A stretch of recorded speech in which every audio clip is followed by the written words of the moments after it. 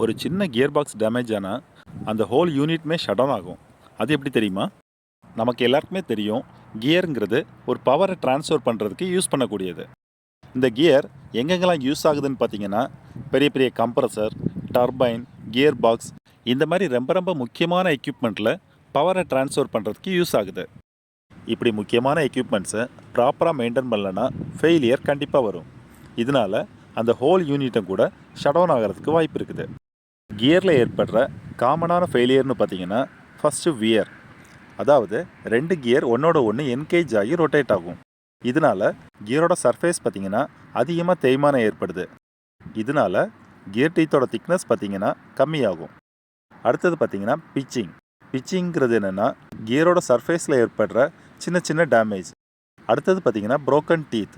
இது எதனால் வருதுன்னா, நம்ம கொடுக்குற ஓவர்லோட்னால இந்த டீத் டேமேஜ் ஆகலாம். அடுத்தது பார்த்திங்கன்னா நாய்ஸ் அண்ட் வைப்ரேஷன்.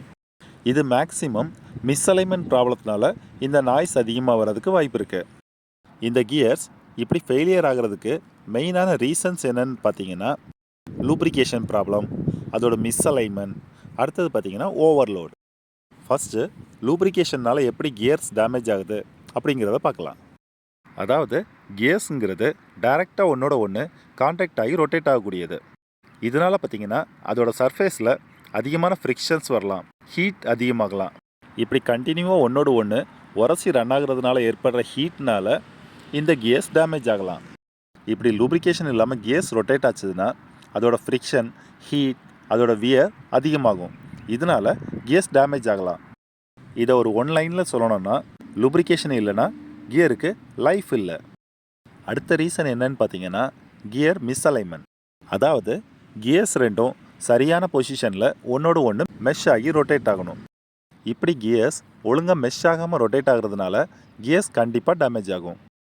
இந்த மிஸ்அலைன்மெண்ட்டில் பார்த்தீங்கன்னா parallel misalignment, angular misalignment, axial misalignment, இப்படி 3 டைப் மிஸ்அலைன்மெண்ட் இருக்குது.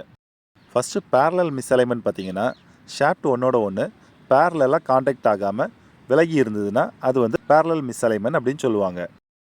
இந்த பேரலல் மிஸ்அலைன்மெண்ட் பார்த்தீங்கன்னா கியரோட ஃபுல் டீத்துமே பார்த்தீங்கன்னா ப்ராப்பராக கான்டாக்ட் ஆகாது. இதனால் கியரோட ஒரு சைடில் மட்டும் அதிகமான தேய்மானம் ஏற்படும். அடுத்தது பார்த்தீங்கன்னா ஆங்குலர் மிஸ்அலைன்மெண்ட். இந்த ஆங்குலர் மிஸ்அலைன்மெண்ட்டில் பார்த்தீங்கன்னா கியரோட ஷாஃப்ட் ப்ராப்பராக கனெக்ட் ஆகாமல் ஒரு சின்ன ஆங்கிள் டிஃப்ரெண்ட்டாக இருக்கிறதுனால இந்த ஆங்குலர் மிஸ்அலைன்மெண்ட் ஏற்படுது. இதனால் பார்த்தீங்கன்னா டீத்தோட என்கேஜ்மெண்ட்டில் ப்ராப்ளம் வரலாம். அதாவது 2 டீத் பார்த்தீங்கன்னா ஒழுங்காக ப்ராப்பராக என்கேஜ் ஆக முடியாது. இதனால் கியரோட ஒரு சைடில் பார்த்தீங்கன்னா ஸ்ட்ரெஸ் அதிகமாகலாம். இதனால் கியர் டேமேஜ் ஆகலாம். அடுத்ததாக பார்த்தீங்கன்னா ஆக்சியல் மிஸ்அலைன்மெண்ட்.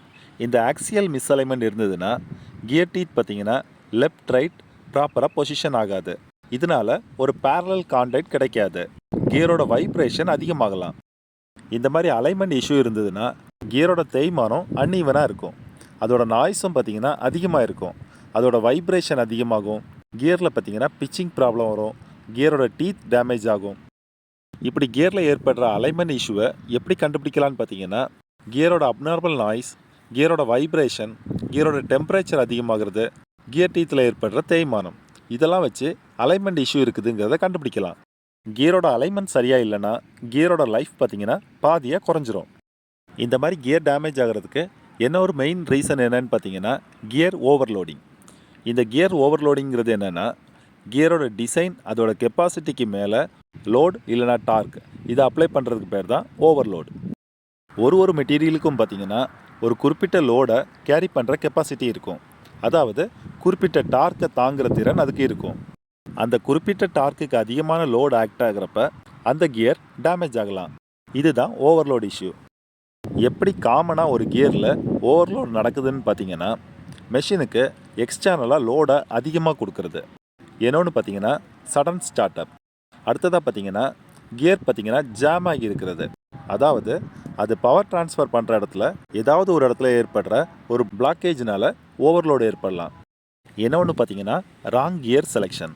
அதாவது நமக்கு தேவைப்படுற லோடை கேரி பண்ணுறதுக்கு ஏற்ற மாதிரி மெட்டீரியலை செலக்ட் பண்ண வேண்டியது முக்கியம். இந்த மாதிரி தவறான மெட்டீரியலை செலக்ட் பண்ணுறது மூலமாக இந்த மாதிரி ஓவர்லோடு இஷ்யூ வரலாம். இந்த மாதிரி கியரில் ஓவர்லோடு ஏற்படுறதுனால கியர் டீத் பெண்ட் ஆகிறதுக்கு வாய்ப்பு இருக்குது. இது மட்டும் இல்லாமல் எக்ஸ்ட்ரீம் ஓவர்லோடுனால பார்த்தீங்கன்னா கியர் டீத் உடையிறதுக்கும் வாய்ப்பு இருக்குது. இந்த மாதிரி ஓவர்லோட்னால பார்த்தீங்கன்னா கியரோட சர்ஃபேஸில் பிச்சிங், ஸ்கேரிங் இதுவும் வரதுக்கு வாய்ப்பு இருக்குது. இந்த மாதிரி ஓவர்லோட்னால பார்த்தீங்கன்னா கியரோட ஷாஃப்ட், அதோட பியரிங் இது கூட டேமேஜ் ஆகிறதுக்கு வாய்ப்பு இருக்குது. இதனால அந்த என்டையர் சிஸ்டமும் அஃபெக்ட் ஆகிறதுக்கு வாய்ப்பு இருக்குது. இந்த மாதிரி கியரில் ஏற்படுற ஒரு சின்ன ப்ராப்ளம்னால பார்த்தீங்கன்னா அந்த ஹோல் யூனிட்டுமே ஷட் டவுன் ஆகிறதுக்கு வாய்ப்பு இருக்குது. இந்த வீடியோவில் உங்களுக்கு கியர் டீத் எதனாலலாம் டேமேஜ் ஆகுதுங்கிற ரீசன் நல்லாவே புரிஞ்சிருக்கும்னு நினைக்கிறேன். இந்த வீடியோ உங்களுக்கு கண்டிப்பாக யூஸ்ஃபுல்லாக இருந்திருக்கும்னு நினைக்கிறேன். இந்த மாதிரி டெக்னிக்கல் வீடியோஸை பார்க்குறதுக்காக நம்ம சேனலை சப்ஸ்கிரைப் பண்ணிக்கிங்க.